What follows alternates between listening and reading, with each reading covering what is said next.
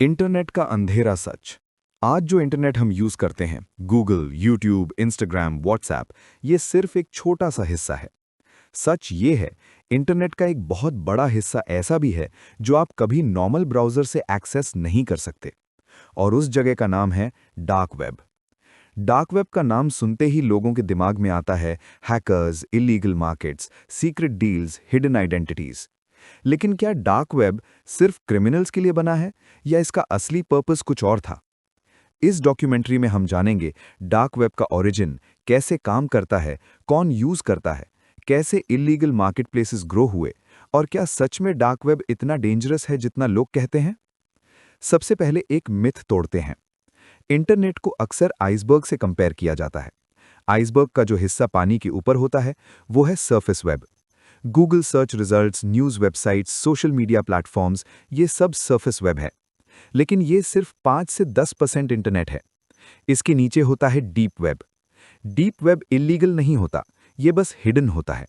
जैसे आपका Gmail inbox, आपका bank account dashboard, medical records, company databases, ये सब सर्च इंजन इंडेक्स नहीं करता।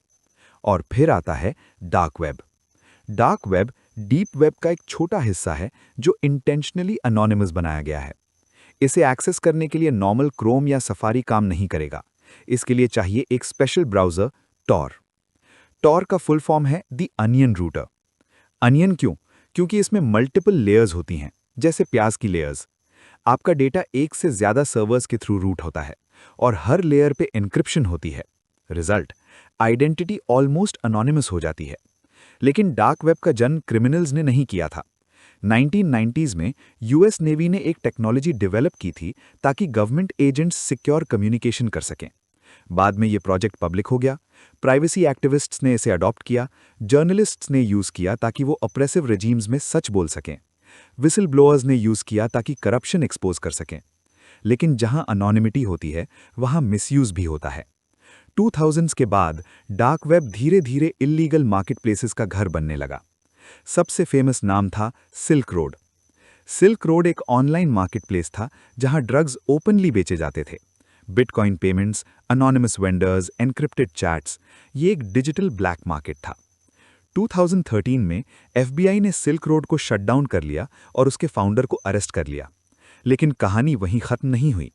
सिल्क रोड बंद हुआ, लेकिन डजन्स नए मार्केट प्लेसेस खुल गए, जैसे हाइड्रा, अल्फाबे, हंसा। ये मार्केट सिर्फ ड्रग्स नहीं बेचते थे। यहाँ मिलता था fake passports, stolen credit card data, malware kits, hacking services for hire. Dark web ने एक नया इकोसिस्टम क्रिएट कर दिया। साइबर क्राइम एक बिजनेस बन गया। लोग ट्यूटोरियल्स बेचने लगे, कैसे हैक करें, कैसे स्कैम करें, कैसे आइडेंटिटी चुराएं। लेकिन एक और साइड भी थी। डार्क वेब पर ऐसे फोरम्स भी थे जहां जर्नलिस्ट सिक्योर टिप्स लेते थे, पॉलिटिकल एक्टिविस्ट्स अपनी आइडेंटिटी हाइड करके बात करते थे। कंट्रीज जहां सेंसरशिप स्ट्रिक्ट थी, वहां के लोग फ्री इंफॉर्मेशन एक्सेस करते थे। इसलिए डार्क वेब को सिर्फ एक कलर में पेंट करना गलत होगा। ये एक टूल है। टूल का यूज डिपेंड करता है कौन यूज कर रहा है। लेकिन सच ये भी है कि डार्क वेब पर कुछ चीजें इतनी डिस्टर्बिंग हैं कि नॉर्मल इंसान सोच भी नहीं सकता। Human trafficking networks, illegal weapon deals, financial fraud operations. Law enforcement agencies world भर में डार्क वेब मॉनिटर करती रहती हैं। FBI, Europol, Interpol regularly sting operations करते हैं। कई मार्केटप्लेसेस शटडाउन हुए, कई एडमिन्स अरेस्ट हुए। लेकिन डार्क वेब का स्ट्रक्चर डिसेंट्रलाइज्ड है। एक साइट बंद होती है, दो और खुल जाती हैं। ये एक एंडलेस गेम है, anonymous users versus law enforcement. और फिर आता है सबसे बड़ा सवाल, क्या डार्क वेब सेफ है? रियलिटी ये है कि डार्क वेब उतना अनोनिमस नहीं है जितना लोग समझते हैं। अगर आप केयरलेस हो तो आईपी लीक हो सकता है, मैलवेयर इन्फेक्ट कर सकता है, स्कैम हो सकता है। कई लोग सिर्फ क्यूरियोसिटी में एंटर करते हैं और फिशिंग का शिकार हो जाते हैं। डार्क वेब एक जंगल जैसा है। अगर आप ट्रेंड नहीं हो तो सर्वाइव करना मुश्किल है। लेकिन फिर भी हर साल मिलियंस लोग टॉर डाउनलोड करते हैं, कुछ प्राइवेसी के लिए, कुछ क्यूरियोसिटी के लिए और कुछ इलीगल काम के लिए। इंटरनेट का ये हिडन लेयर एक डिजिटल शैडो वर्ल्ड क्रिएट करता है। एक ऐसी दुनिया जहां आइडेंटिटी मास्क के पीछे होती है, जहां ट्रस्ट रेयर होता है और जहां हर क्लिक रिस्क हो सकता है। अंधेरे के अंदर का अंधेरा। डार्क वेब सिर्फ एक हिडन मार्केटप्लेस नहीं है, ये एक डिजिटल सोसाइटी है, अपने रूल्स के साथ, अपने रिस्क्स के साथ और अपने मिथ्स के साथ। जब लोग डार्क वेब का नाम सुनते हैं तो सबसे पहले उनके दिमाग में आता है रेड रूम्स। कहते हैं red rooms live streamed torture rooms होते हैं, जहां लोग क्रिप्टो करेंसी देकर इल्लीगल लाइव वायलेंस देखते हैं। लेकिन सच क्या है? अब तक कोई वेरीफाइड एविडेंस नहीं मिला कि true red room publicly exist करता है। ज्यादातर रेड रूम लिंक्स स्कैम होते हैं, फेक पेजेस जो सिर्फ बिटकॉइन लूटने के लिए बनाए जाते हैं। डार्क वेब का सबसे बड़ा रूल है ट्रस्ट नोबडी। यहां स्कैम कॉमन है, fake vendors, fake escrow services, fake marketplaces. हर इल्लीगल मार्केट एक रिव्यू सिस्टम यूज करता है। जैसे Amazon पे रेटिंग्स होती हैं, यहां भी वेंडर रेटिंग्स होती हैं, लेकिन डिफरेंस ये है कि यहां अगर आपका पैसा गया तो रिफंड नहीं मिलता। अब बात करते हैं क्रिप्टो करेंसी की। डार्क वेब का बैकबोन है क्रिप्टो। बिटकॉइन ने अनोनिमिटी का इल्यूजन दिया, लेकिन बिटकॉइन कंप्लीटली अनोनिमस नहीं है। हर ट्रांजैक्शन ब्लॉकचेन पर परमानेंटली रिकॉर्डेड होता है। इसलिए क्रिमिनल्स ने यूज करना शुरू किया मोनेरो। मोनेरो एक प्राइवेसी फोकस्ड क्रिप्टो करेंसी है। इसमें सेंडर, रिसीवर और अमाउंट ट्रेस करना बहुत मुश्किल होता है। लॉ एनफोर्समेंट एजेंसीज ने ब्लॉकचेन एनालिसिस टूल्स डेवलप किए हैं। कंपनीज जैसे चेन एनालिसिस ट्रांजैक्शंस ट्रैक करने की कोशिश करती हैं। लेकिन डार्क वेब क्रिमिनल्स भी इवॉल्व हो रहे हैं। Crypto mixing services, layered wallets, cold storage methods, ये एक कैट एंड माउस गेम है। अब चलते हैं डार्क वेब फोरम्स की तरफ। यहां सिर्फ इलीगल चीजें नहीं होती, यहां हैकिंग कम्युनिटीज एक्टिव होती हैं। फोरम्स जहां लोग डेटा लीक्स शेयर करते हैं, कॉर्पोरेट डेटाबेसेस, यूजर नेम्स और पासवर्ड्स। इसे कहते हैं डेटा डंप्स। आपने कभी सुना होगा कि किसी कंपनी का डेटाबेस हैक हो गया और मिलियंस यूजर्स का डेटा लीक हो गया। उस डेटा का एक पार्ट अक्सर डार्क वेब फोरम्स पर बेचा जाता है।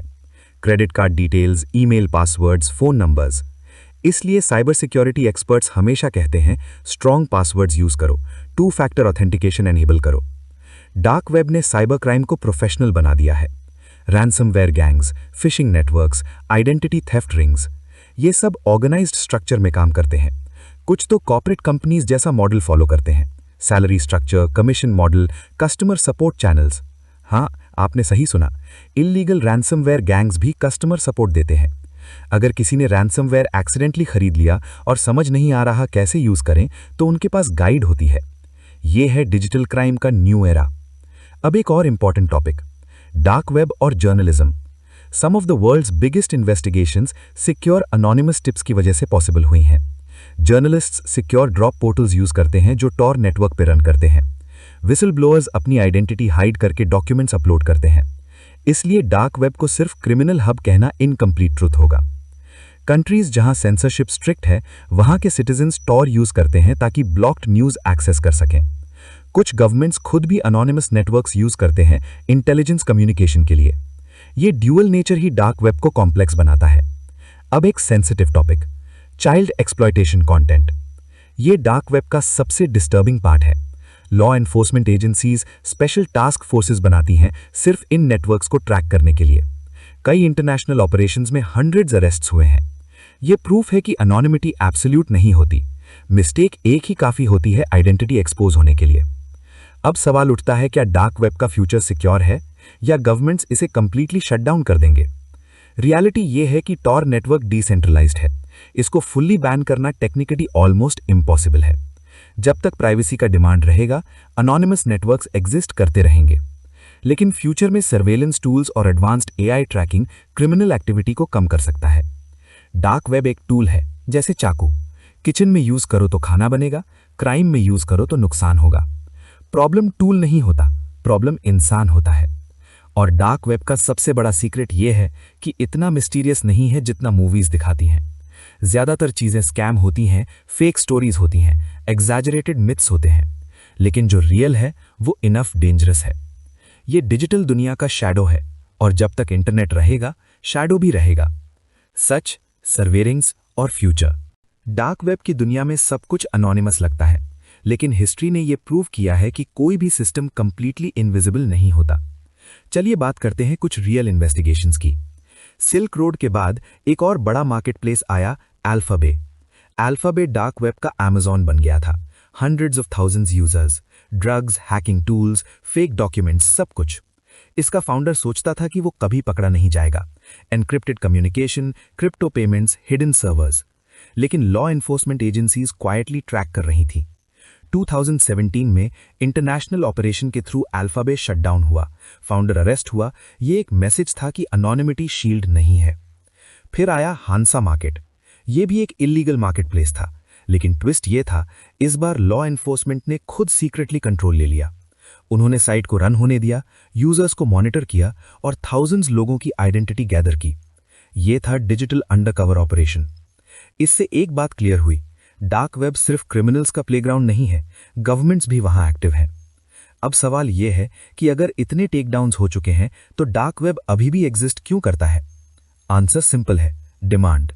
जब तक लोग प्राइवेसी चाहेंगे, जब तक सेंसरशिप एग्जिस्ट करेगी, जब तक इलीगल डिमांड होगी, डार्क वेब जैसा नेटवर्क सर्वाइव करेगा। अब एक और dangerous trend, ransomware as a service. पहले हैकिंग स्किल चाहिए होती थी, अब डार्क वेब पर रेडीमेड रैंसमवेयर मिलता है। आपको बस